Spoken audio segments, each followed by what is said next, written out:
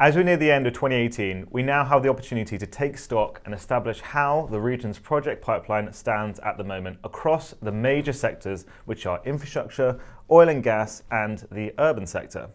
The region has made no secret of its plans to boost its infrastructure capability, particularly in the Saudi Arabian context, exemplified probably most famously by the Riyadh Metro mega infrastructure project. But using data from intelligence platform ProTenders, what does the GCC's construction sector look like now? And what does this mean for developers, investors, consultants, and contractors looking ahead? My name is Jack Ball, Senior Reporter at Construction Week, and joining me is Neha Bhatia, Editor of Construction Week.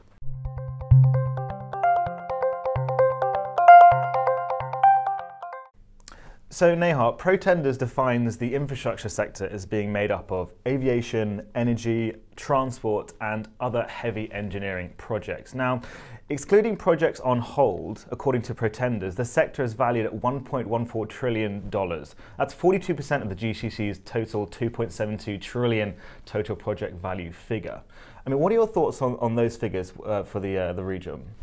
I think construction is bigger business than some even industry players might have known, because these numbers they're massive, and I think they really do deliver some very key insights into exactly what's going on across the GCC, because as you pointed out, aviation is a major industry for construction here. The same goes for oil and gas, infrastructure as well, roads, bridges, metro projects, Hyperloop perhaps even.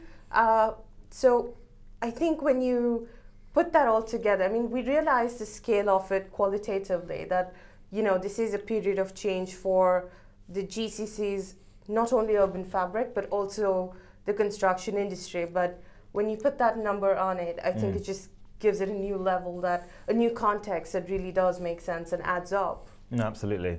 So Neha, from this data, I think Saudi leads the GCC's infrastructure sector. It has $585.3 billion worth of projects across the planning, design, tender and construction stages. That's huge, and that's actually 51% of the GCC's infrastructure sector project value total. This may come as no surprise given the announcements recently. I mean, can you give an update on what those big infrastructure ticket announcements are, and do you expect those figures to increase? It is entirely likely that they will. As you pointed out, so Saudi is without a doubt the region's largest market for construction companies as well as other industries. And some of it has to do with the fact that Saudi is the GCC's most populous country. And when you have so many people living in the same place, you need roads, you need the infrastructure to take them from place A to place B. You need more homes for them, you need commercial buildings, and we're definitely going to see more and more of that in the years ahead. Already this year, we've seen Arabian Rail opening up. We're already seeing people traveling by it, and they have good reviews of it as well. I think those are excellent signs for Riyadh Metro, which has also progressed in 2018. Obviously, NEOM, which is a $500 billion mega city, again a smart city project that has noted significant progress in 2018, and that's just really the tip of the iceberg in terms of Saudi's big ticket, high profile construction. I think there's an entire layer and then sub layers of projects that are targeted towards the Saudi population. So we're looking at major medical residential complexes. We're looking at new roads being built to make mobility easier. We're also going to see more work being done in the public infrastructure space, such as, water infrastructure, wastewater plants. So the prospects, I think, for companies looking for work in Saudi, I think the prospects are very bright. It's just a matter of, as your research has found, pricing those contracts correctly. No, absolutely, and I agree. I think I was talking to Kieran McCormack, who's the regional director for consultancy Linesight, and he was saying that was exactly it. Like, pricing is going to be a key consideration for contractors looking to enter that market. And it's interesting to see how much of that pipeline is at the planning stage. It just shows the Saudi vision at the moment to kind of bolster it in the future. It's going to be interesting to see how it plays out. And lastly, in terms of active project value, the UAE makes up 44% of the GCC's total urban sector figure. And is that surprising to you, Neha, that 44% figure, do you think? Not at all. We have Expo coming up. The world's first Hyperloop is going to be built in the UAE. And certainly, like you pointed out, with Saudi, the UAE as well has a vision for the future. It knows where it wants to be.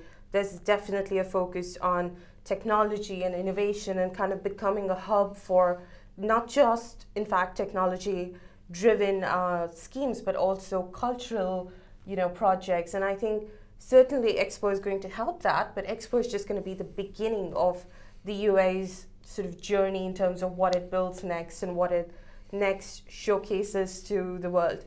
So it's not surprising at all that we're seeing more urban infrastructure spend in the UAE as well. That's interesting to see how it plays out. I mean, are we now kind of 2 years out from Expo? Just under 2 years, aren't we now? Yeah, it's almost that figure, yeah. No, lots to look out for, absolutely. You've been watching Construction Week in Focus. We are pleased to be giving away a limited number of email vouchers worth 500 dirhams to spend at a range of fantastic places.